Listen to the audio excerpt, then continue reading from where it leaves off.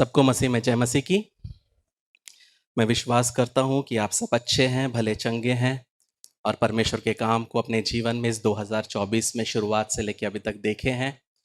और मैं आशा करता हूँ कि आज के वचन से भी परमेश्वर हम सबसे बात करेगा। इसके पहले हम वचन में जाएं। सबसे पहले सबको बड़ा दिन मुबारक।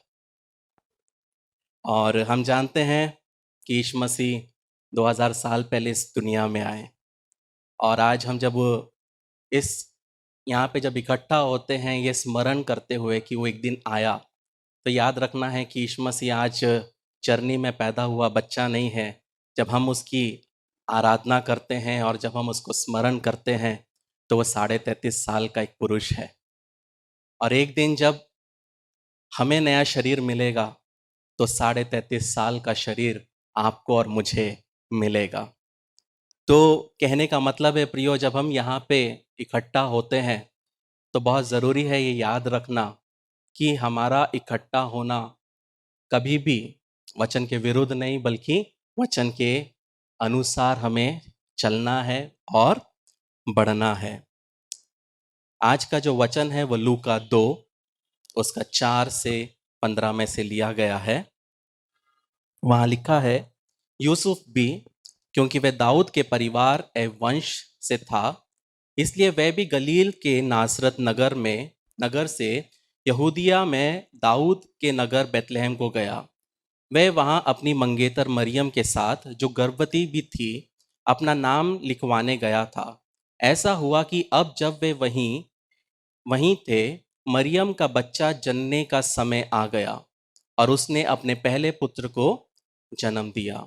क्योंकि वहां सराय के भीतर उन लोगों के लिए कोई स्थान नहीं मिल पाया, इसलिए उसने उसने उसे कपड़ों में लपेटकर चरनी में लिटा दिया। तभी वहां उस क्षेत्र के बाहर खेतों में कुछ गडरिये थे, जो रात के समय अपने रेवड़ों की रखवाली कर रहे थे। उसी समय प्रभु का एक स्वर्गदूत उनके सामने प्रकट हुआ और उनके चारों ओर प्रभु का तेज प्रकाशित हो उठा। वे सहम गए। तब स्वर्गदूत ने उससे कहा, डरो मत, मैं तुम्हारे लिए अच्छा समाचार लाया हूं, जिससे सभी लोगों को महा आनंद होगा। क्योंकि आज दाऊद के नगर में तुम्हारे उद्धारकर्ता प्रभु मसीह का जन्म हुआ है। तुम्हें उसे पहचानने का चिन्ह होगा कि तुम एक बालक को कपड़ों में लिपटा चरनी में लेटा पाओगे। उसी समय अचानक उस स्वर्गदूत के साथ बहुत से और स्वर्गदूत वहां उपस्थित हुए।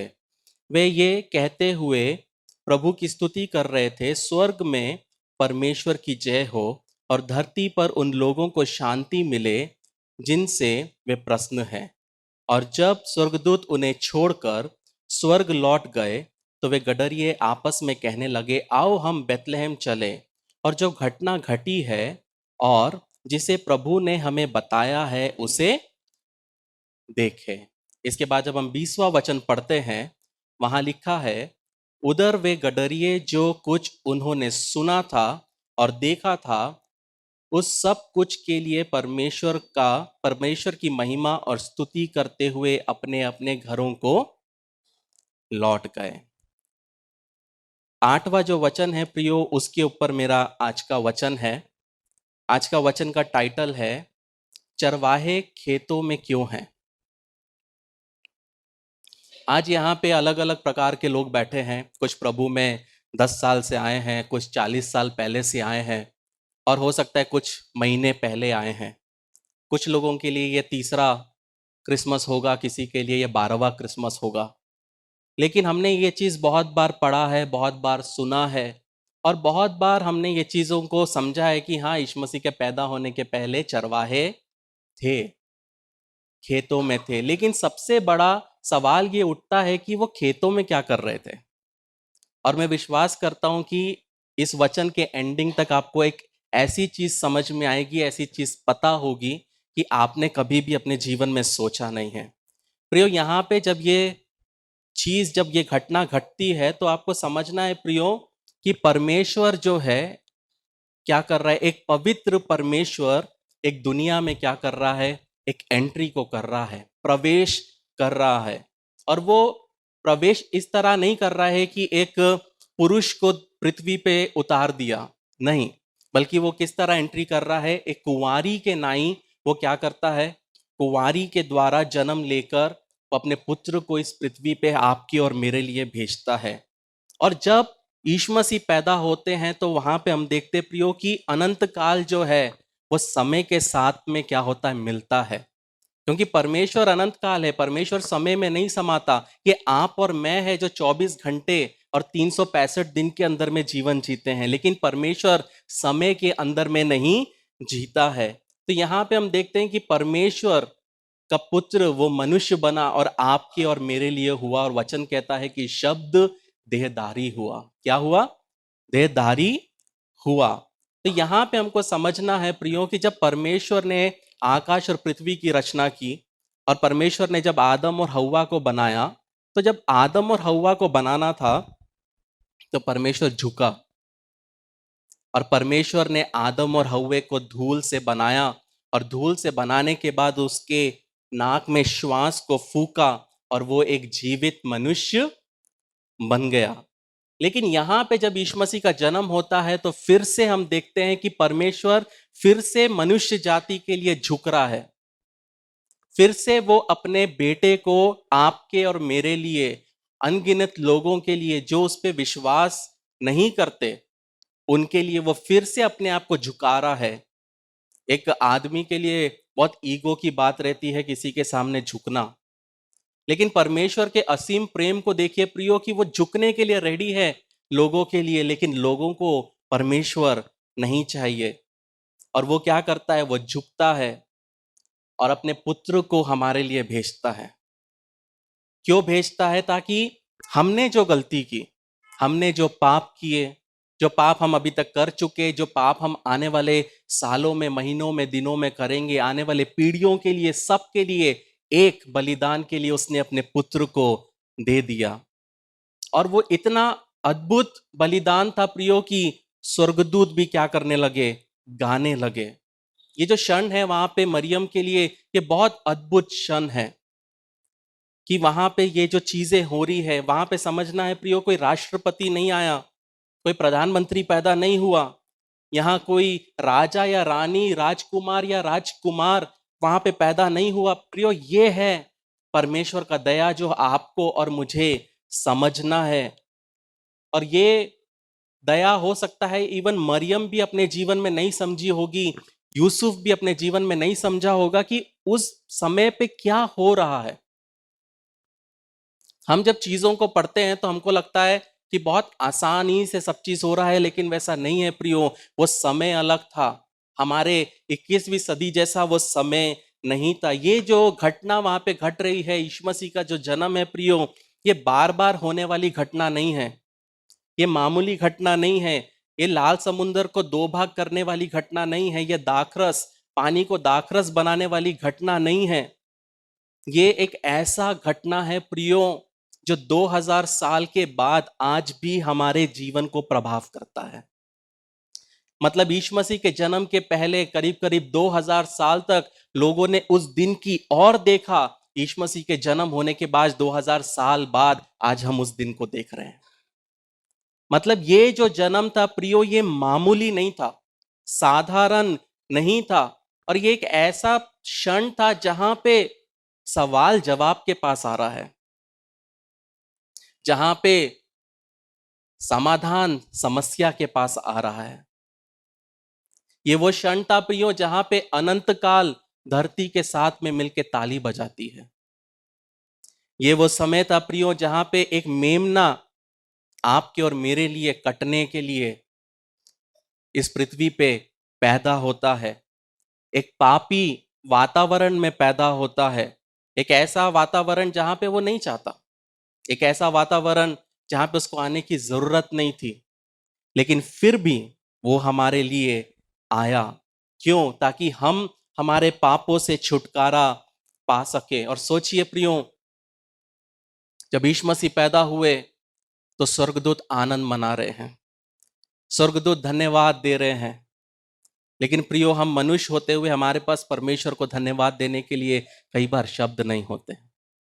हम ये ज़रूरी नहीं समझते कि हमको परमेश्वर को धन्यवाद देना है। हम जीवित है उसके लिए धन्यवाद देना है, हमारे माता पिता है उसके लिए धन्यवाद देना है, छोटी छोटी चीज़ों को हम धन्यवाद देना है। पता है क्यों प्रियो? क्योंकि हम भूल जाते हैं।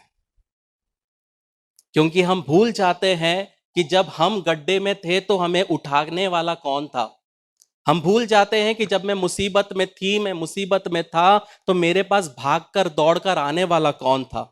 हम भूल जाते हैं जब मैं दर्द में थी, दर्द में था, पीड़ा में था, मेरे पास आने वाला कौन था। जब हम भूल जाते हैं जब हम डूब रहे थे, तब बचाने वाला कौन था। जब हम दूसरों से मुंह छुपा के भाग रहे थे, तो हमें बचाने वाला कौन था। जब सामने में लाल समुंदर था और पीछे में फिरौन की सेना थी, तो कौन हमारे साथ था। प्रॉब्लम प्रियो यही है मनुष्य का कि वो हर चीज को भूलता है। भूलने की आदत अच्छी है प्रियो। अगर मैं और आप अगर चीजों को भूल नहीं पाते तो हम सब मेंटल हॉस्पिटल में रहते थे। परमेश्वर ने हमको एक याददाश्त दी है, लेकिन भूलने की ताकत भी दी है। नहीं भूलेंगे तो हम मेंटल हो जाएंगे। इसलिए वचन कहता है कि मुड़कर देखो तुम कहां से आए। बहुत जरूरी है बैठ के, तुम भले भूले हो लेकिन याद करोगे तो याद आएगा वो रात जब घुटनों के बीच में सर झुका के सिसकियां लेके आप रोए थे। याद आएगी वो रात जब आप अपने तकिए के ऊपर लेट कर रोए थे, बोल के कि शायद मेरा सपना अब खत्म हो जाएगा प्रभु, क्योंकि मेरे लिए तो कोई रास्ता है नहीं। याद आएगी वो रात जब पत्नी और बच्चे साइड में सोए हैं और आप सोच रहे हैं कि शायद मैं इनको कभी देख नहीं पाऊंगा, क्योंकि मुझे लगता है कि मुझे अपने आप को खत्म कर लेना चाहिए। याद आएगी वो रात जब सूखी हुई 3 दिन की बासी रोटी हमने खाए पानी में डुबो के। याद आएगी वो रात और वो समय जब सूखी रोटी भी नहीं थी, पानी से पेट भर लिए। कहने का मतलब है प्रियो, यहां पे एक ऐसी परिस्थिति हो रही है जो कि जब स्वर्गीय दृष्टिकोण से हम देखते हैं तो कोई समस्या नहीं है। स्वर्ग उत्साह मना रहा है, स्वर्ग आनंदित है, स्वर्ग प्रफुल्लित है। लेकिन जब हम मरियम के दृष्टिकोण से देखते हैं प्रियो, तो कुछ पटता नहीं है। मरियम के दृष्टिकोण से ये समय को अगर हम समझेंगे तो मरियम बहुत अलग परिस्थिति से होके गुजर रही है। पता है क्यों? सबसे पहली चीज, इसका कोई संदर्भ नहीं है। मतलब प्रियो, जब परमेश्वर हमसे कुछ ऐसा करने के लिए कहता है जिसका कोई संदर्भ नहीं है, तो ये हमारे लिए बहुत डरावनी बात होती है। हम हमारे जीवन में कुछ करने की सोचते, हमेशा देखते मेरे परिवार ने किसी ने कुछ किया कैसा। हम सोचते मेरे सोसाइटी ने कभी ऐसा कुछ किया है क्या। अचानक से परमेश्वर जब हमें ऐसा कुछ करने के लिए कहता है जो ना मेरे खानदान में किसी ने किया है, ना मेरे दोस्तों में किसी ने किया है, और हम क्या होते हैं, हम डर जाते हैं। मरियम डरी हुई थी, सहमी हुई थी।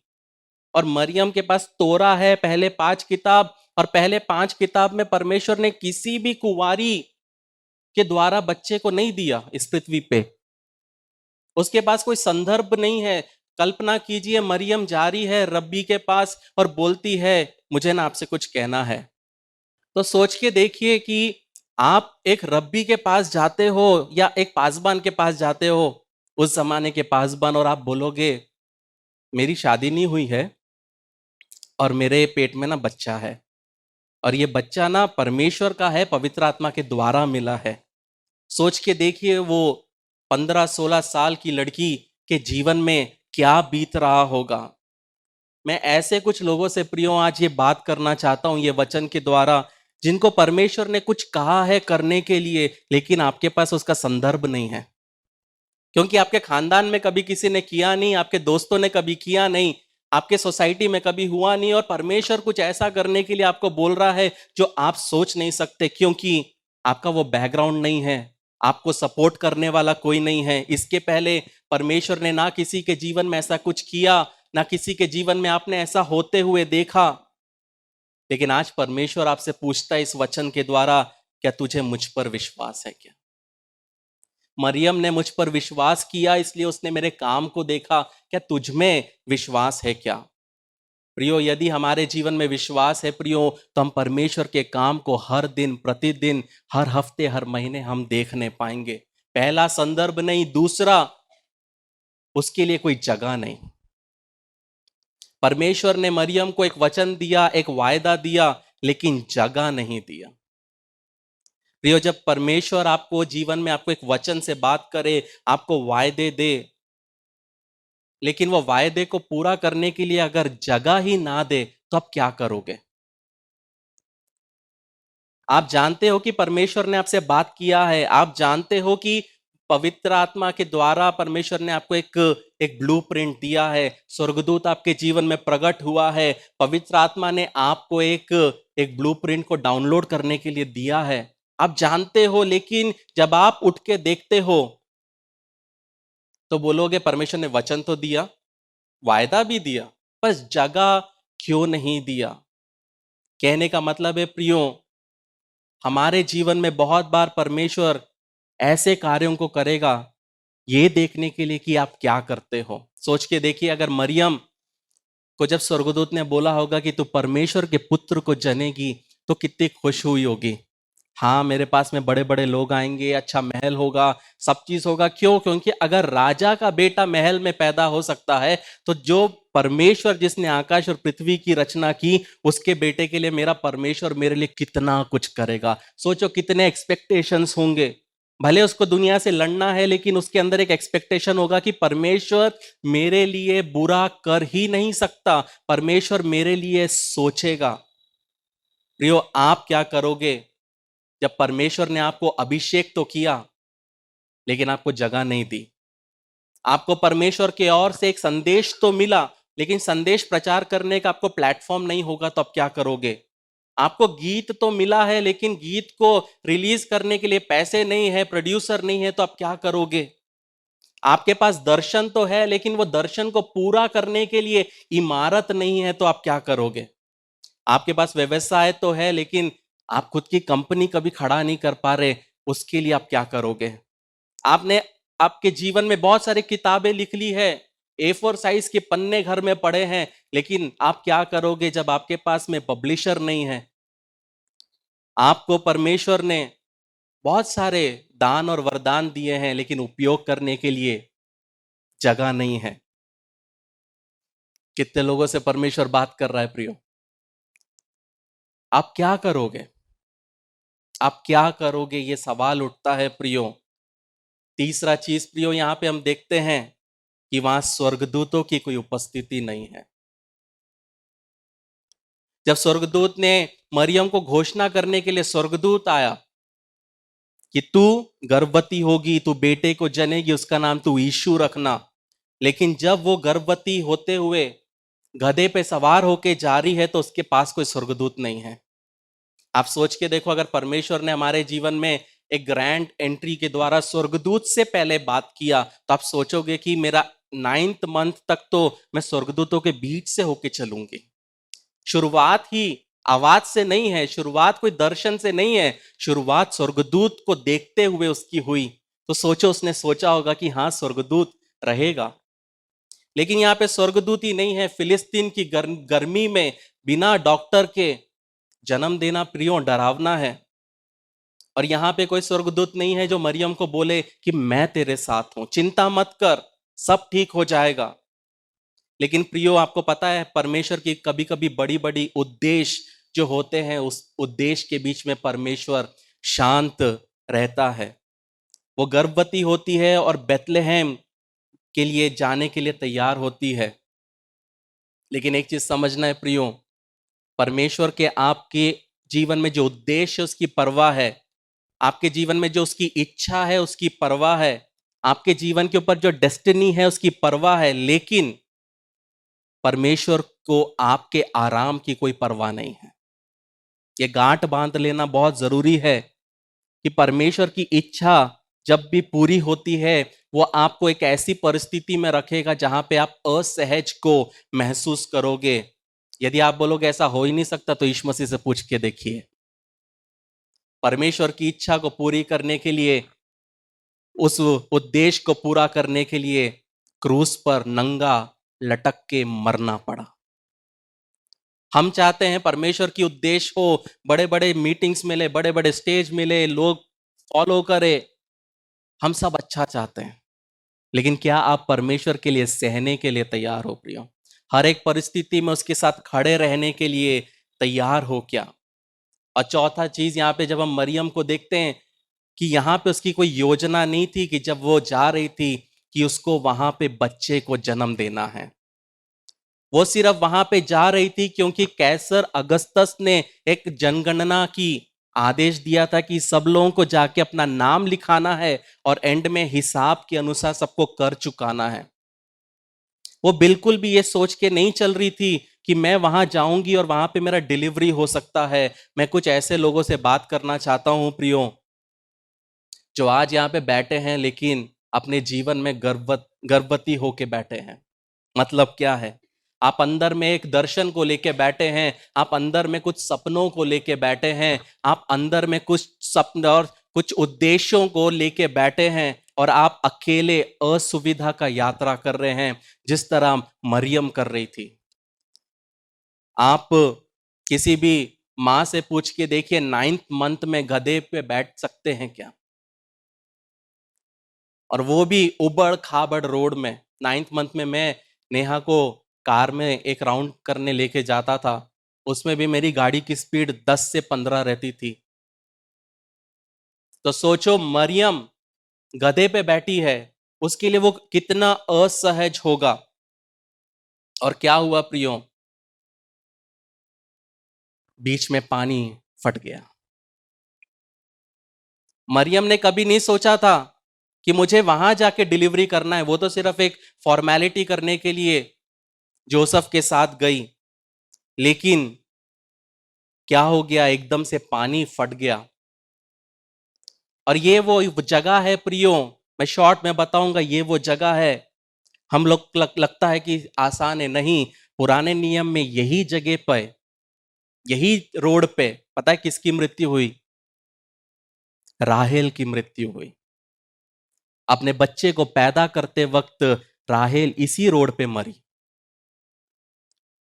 लेकिन परमेश्वर ने इसको जीवित रखा, इसको संभाल के रखा, और ये कहां गई?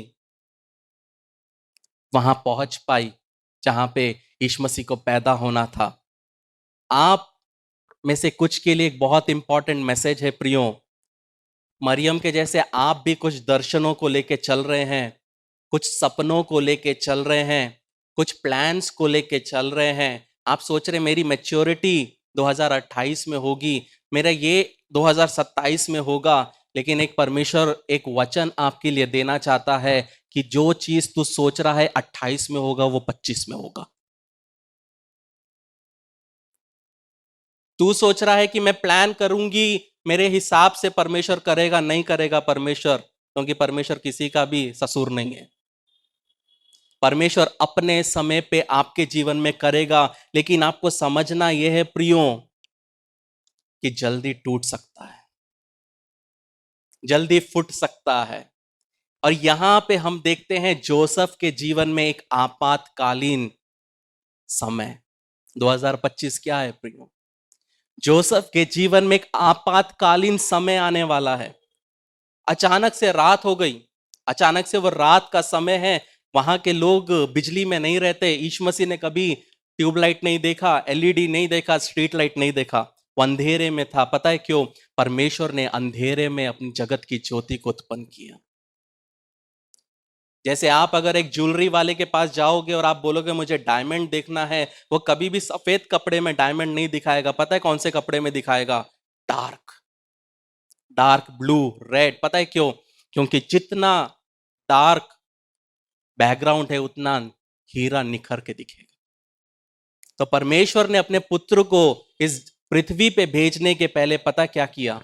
अंधेरे में जगत का ज्योति पैदा होता है। और यहां पे बाइबल दिखाता है एक पिता के बारे में जिसकी पत्नी करहा रही है, और वो दर दर भटक रहा है, हर एक दरवाजे खटखटा रहा है कि खोलो, मेरी पत्नी प्रेग्नेंट है, पानी फट गया है, डिलीवरी करना है। और सब लोग क्या करते हैं? नहीं है, नहीं है, जगह नहीं है। ये दिखाता है प्रियो कि हमारा वचन कितना सच्चा है प्रियो। वो झुकलाता नहीं है एक आदमी के कार्य को, वो झुकलाता नहीं है कि वो किस तरह टेंशन से वो होके गुजरा होगा। लेकिन वहीं पे पता क्या होता है, जब यूसुफ टटोलते हुए जाता है तो उसको एक खेत दिखता है, एक जगह दिखती है। और वहां पे क्या दिखता है, वहां पे एक जगह दिखती है जानवरों के बीच में, जानवरों की जगह।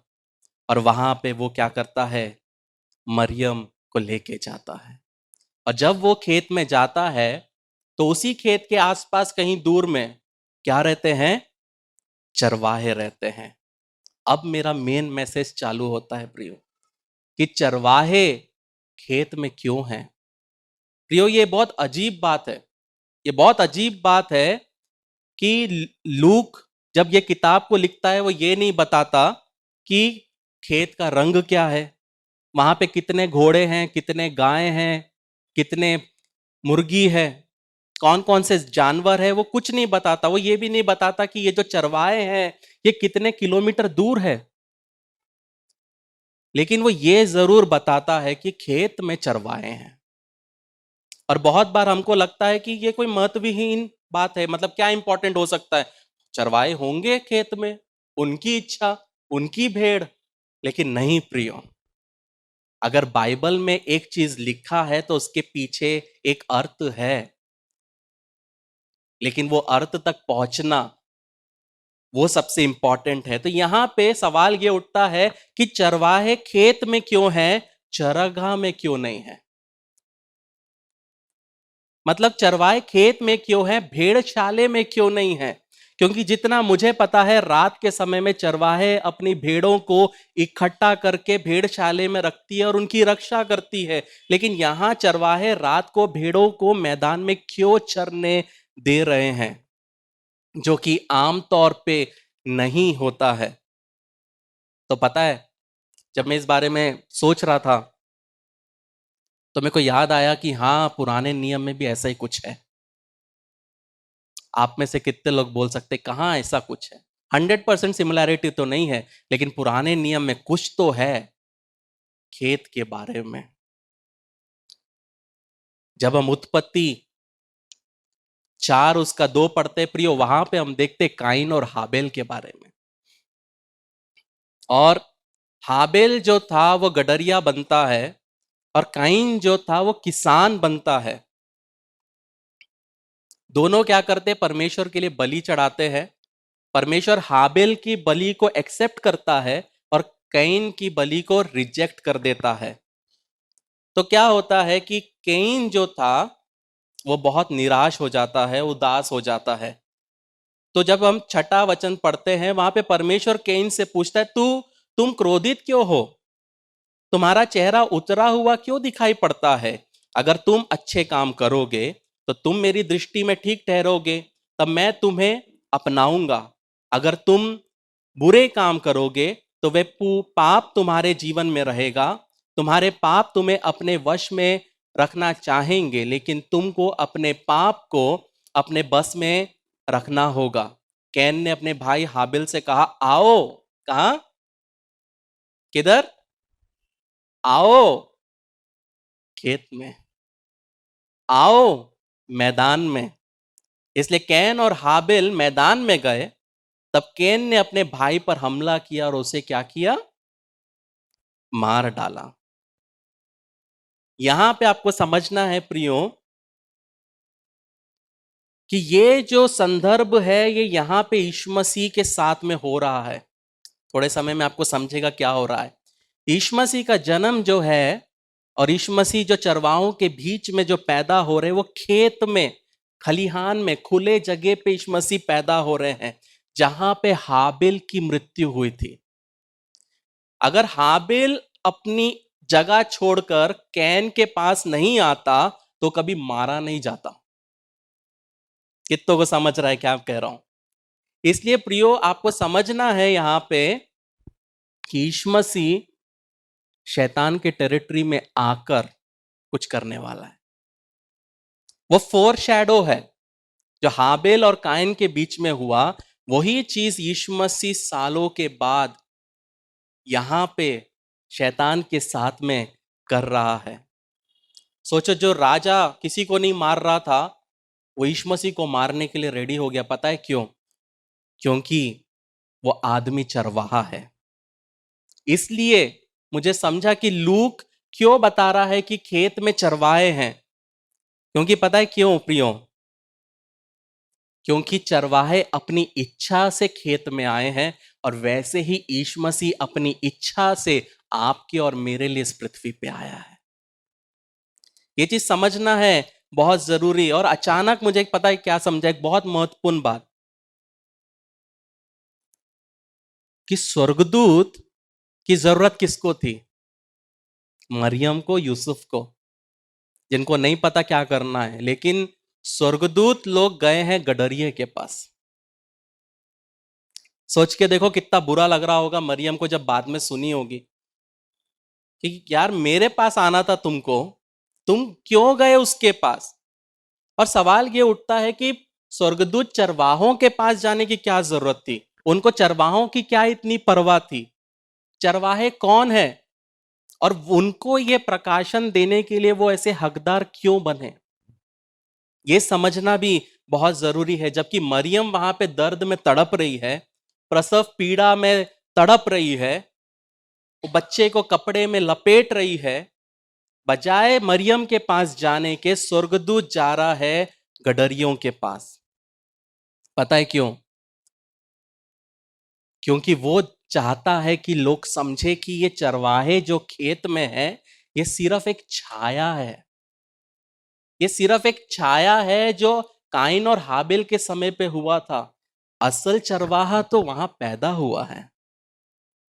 असल चरवाहा तो अभी चरनी में पैदा हुआ है, और ये बताने के लिए इन चरवाहों को चुनता है कि जाओ और एक असली चरवाहे के पास जाओ, उस अस्तबल में जाओ, क्योंकि असली चरवाहा वो है। क्यों?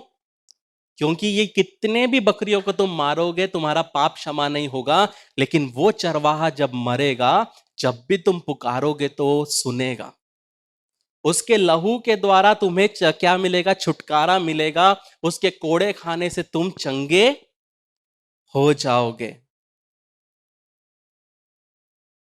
और वो हमें पापों से, श्राप से छुड़ाएगा। क्या मैं थोड़ी और गहराई में चलूं? चलोगे मेरे साथ? यहां पे आपको प्रियो समझना है कि यीशु मसीह वही कर रहा है जो हाबिल ने किया। हाबिल कैन के खेत में गया, हो सकता है हाबिल को पता होगा कि ये मेरे को मार सकता है, लेकिन फिर भी हाबिल कैन के साथ उसके खेत में गया। और यीशु मसीह भी यही दर्शा रहा है शैतान को कि देख मैं तेरे खेत में आता हूं। शैतान को ऑलरेडी स्वर्ग से तो निकाल दिया है, पृथ्वी में उसकी प्रभुता है। इनडायरेक्टली पता है यीशु मसीह क्या बोल रहे हैं? तेरे को मैंने अपने घर से तो उखाड़ दिया, ले अब मैं तेरे घर पे घुसूंगा, तुझे मारूंगा और तुझे हराऊंगा। ये यीशु मसीह की चेतावनी है उस खेत में, जब यीशु मसीह पैदा हुआ शैतान को, कि तूने हाबिल को तो मारा, लेकिन तू मुझे मार के तुझे लगेगा तू जीत गया, लेकिन मैं जी उठूंगा। मैं जी उठूंगा। हाबिल मर गया, लेकिन मैं खत्म नहीं होऊंगा। और यीशु मसीह 42 कितने, 42 पीढ़ियों के बाद, हाबिल के बाद 42 पीढ़ियों के बाद यीशु मसीह खेत में पैदा होते हैं। किसको बचाने के लिए प्रियो? आपको और मुझे। आज वचन से प्रियो परमेश्वर पता क्या कहना चाहते हैं? कि यीशु मसीह आ रहा है। आपके जीवन के लिए यीशु मसीह आ रहा है। वो जानता है कि आप थक चुके हैं, वो जानता है आप निराश हो चुके हैं, वो जानता है कि आप असहज महसूस करते हैं। जितना आप स्ट्रेच हो सकते थे आप स्ट्रेच हो चुके हो। अब आप थोड़ा भी खिंचोगे तो रबर बैंड की तरह फट जाओगे, टूट जाओगे। परमेश्वर जानता है, लेकिन परमेश्वर आपसे सिर्फ एक चीज कहना चाहता है कि वो आ रहा है। यीशु मसीह आ रहा है। यीशु मसीह आ रहा है। आपके लिए यीशु मसीह आ रहा है। आपको समझना है प्रियो, यीशु मसीह आ रहा है। ये समय है प्रियो कि अपने बिल को देख के कहो, जो बिल आप चुकता नहीं कर पाए, यीशु मसीह आ रहा है। उन दुखों को देख के बोलो अपने मुंह से कि मेरे लिए यीशु मसीह आ रहा है। आपके जीवन में जो डर है, उस डर को देखकर बोलो कि यीशु मसीह आ रहा है। वो बीमारी जिससे आप जूझ रहे हो, आपको जो तंगी है, मुसीबत है, उस तंगी और मुसीबत को देख के आप बोलो कि यीशु मसीह मेरे लिए आ रहे हैं। वो जो सरदर्द को लेके आप रोज जी रहे हो, उसको देख के बोलो कि यीशु मसीह आ रहे हैं। वो लोन जो कभी खत्म नहीं होता, वो लोन जो आपको खाता जा रहा है, वो लोन जो पैसा आपको चाहिए, मिलना चाहिए, वो लोन के वजह से जो आप तंगी है, उसको आप देख के बोलो कि मेरे लिए यीशु मसीह आ रहा है। मेरे खेत में यीशु मसीह आ रहा है। मेरे परिवार में यीशु मसीह आ रहा है। वो 2000 साल पहले पृथ्वी में आया, आज मेरे जीवन में वो आ रहा है। और गर्व से बोलो कि यीशु मसीह आज मेरे मैदान में है, आज मेरे साइड में यीशु मसीह है, आज मेरे जीवन में यीशु मसीह है। इसीलिए तो प्रियो दाऊद ने कहा, यहोवा मेरा चरवाहा है, मुझे कोई घटी नहीं होगी। तो क्यों ना हम भी आए, अपने पैरों पे खड़े हो जाएं और ये घोषणा को करें कि यहोवा मेरा चरवाहा है, यीशु मसीह मेरा चरवाहा है, यीशु मसीह मेरा चरवाहा है, वो मेरे जीवन में है, मुझे कोई कमी नहीं होगी। पता है प्रियो, यीशु मसीह स्वर्ग में रहकर आपको छुटकारा नहीं दे सकता था, इसलिए वो इस पृथ्वी पे आया। यीशु मसीह स्वर्ग में मुकुट पहनकर आपको नहीं बचा सकता था, इसलिए वो इस पृथ्वी पे आया। यीशु मसीह सिंहासन पे बैठकर गैब्रियल और मकाइल के साथ में आपको बचा नहीं सकता था, इसलिए वो इस पृथ्वी पे आया। वो यहां आया प्रियो हमारे बीच में, ताकि आप और मैं बचा सके, क्योंकि वो आपका चरवाहा है, क्योंकि वो आपका चरवाहा है। अब जो हम करने जा रहे हैं बहुत इंपॉर्टेंट है प्रियो। कितने लोग चाहते हैं 2025 भी 2024 जैसा होना चाहिए? कितने लोग चाहते हैं 2025 भी 2024 जैसा होना चाहिए? कोई चाहता है? कोई चाहता है 2024 जैसा ही हो 2025? 2025 2024 से बेहतर होना चाहिए। हम 2025 के बहुत करीब है प्रियो।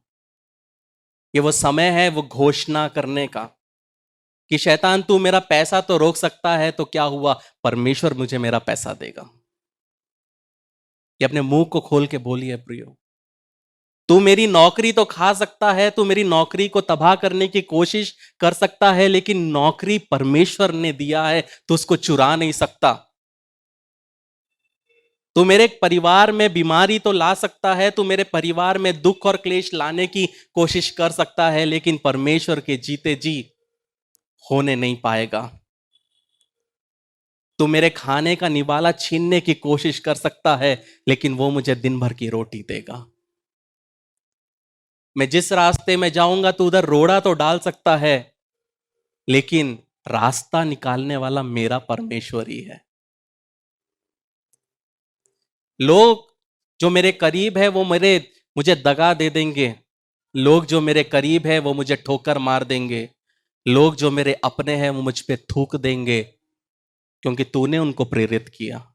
लेकिन शैतान याद रख, मेरा यीशु मसीह मेरा चरवाहा है, वो ना ही मुझे कभी छोड़ेगा और ना ही कभी त्यागेगा। पता है क्यों प्रियो? क्योंकि हमारा चरवाहा हमारी खेत में है, हमारा चरवाहा हमारी खेत में आ चुका है प्रियो। इसलिए आपके जीवन में जो डिप्रेशन है उसको जाने दो, उसको बता दो अब मुझे तेरी जरूरत नहीं है। बोल दो डिप्रेशन को, अब मुझे तेरी जरूरत नहीं है, मैंने तुझे पाल पोस के 40 साल का बना दिया, अब मुझे तेरी जरूरत है, चल निकल मेरे घर से। बोल दो उस सोच को, जो सुसाइड का सोच आपके जीवन में आता है, बोल दो उस सोच को जो हर बात पे ब्लेड लेके हाथ काटने के पीछे पड़ता है। बोल दो उस सोच को जो हर बात पे अपने आप को दुख देने पे आपको उतावला करता है, बोल दो सोच को, नहीं होना, मेरा चरवाहा मेरे लिए आ गया है। उस बेचैनी को बोल दो, चल निकल। उस अपमानजनक इंसिडेंट्स को भूल जाओ। हम सबके जीवन में ग्रे शेड्स हैं, हम सब ने अपने जीवन में गलतियां की है, हम सबके जीवन में बहुत पन्ने हैं जो काले हैं, भूल जाओ। 2025 में उसको लेके नहीं जाना है प्रियो। जो भारीपन है उसको छोड़ दो, जो भारीपन है अपने जीवन में उसको छोड़ दो। उस चीज को उठा के चल के आप कुछ नहीं कर सकते प्रियो। ये आपके घुटनों में दम है, इसलिए आप खुद का वेट उठा पा रहे। कि घुटने टूट जाएंगे तो खुद रेंगने लग जाओगे, आप क्या दूसरे का वेट उठाओगे। ये परमेश्वर की दया है, ये उसकी करुणा है कि आप और मैं यहां पे जीवित हैं, हम यहां पे खड़े हैं प्रियो। तो सब भूल जाओ और एक ही चीज समझो और याद रखो कि वो चरवाहा मेरा है। वो चरवाहा जो 2000 साल पहले मेरे लिए इस पृथ्वी पे आया, मेरे लिए जिया, मेरे लिए मारा गया, मेरे लिए गाड़ा गया, वो चरवाहा मेरा है। कितने लोग बिलीव करते हैं कि वो मेरा चरवाहा है? कितने लोग बिलीव करते हैं 2025 2024 जैसा नहीं रहेगा? दुख आएगा, क्लेश आएगा, तंगी आएगा, मुसीबत आएगा, तो सो व्हाट। हम तो इसको सहते सहते हम तैयार किया है, आग में तपा के परमेश्वर ने तैयार किया है। थोड़ा सा 100 डिग्री और बढ़ा देगा तो और पवित्र हो जाएंगे, थोड़ा सा और बढ़ा देगा तो थोड़े और सही चलने लग जाएंगे, जो थोड़ी टेढ़ी मेढ़ी चाल है वो और सीधी हो जाएगी। तो किस बात का डर? वो चरवाहा हमारे साथ है, वो चरवाहा हमारे साथ है। तो आप विवाह के लिए आगे कदम बढ़ाने को तैयार हैं। बधाई। इससे पहले कि आप अपनी शादी के दिन की तैयारी में जुट जाएं, योजना बनाएं और परेशान होने लगें, एक सबसे महत्वपूर्ण बात न भूलें, आपकी शादी। एक अध्ययन के अनुसार विवाह पूर्व परामर्श या वैवाहिक थेरेपी पूरा करने वाले जोड़ों में तलाक की संभावना 31% तक कम होती है और कोर्टशिप टू मैरिज इसमें आपकी मदद करता है। हमारे कोर्स और पाठों में विवाहित जीवन के संघर्षों, वास्तविकताओं और रोजमर्रा की दिनचर्या जैसे कई विषय सम्मिलित किए गए हैं। इस कार्यक्रम पर कई जोड़ों का भरोसा रहा है जो जिंदगी के इस नए स्तर पर जाने के लिए तैयार हैं। लेकिन इसके लिए सिर्फ हमारी बात को ही न माने, आप अपना पहला पाठ मुफ्त सीख सकते हैं। एक बार जब आप कोर्टशिप टू मैरिज के साथ रजिस्ट्रेशन करते हैं तो आप हमारी 30 दिन की मनी बैक गारंटी द्वारा भी सुरक्षित रहते हैं और आप तैयार हैं एक सुखी वैवाहिक जीवन के लिए। courtship2marriage.com पर आज ही अपना पहला लेसन शुरू करें।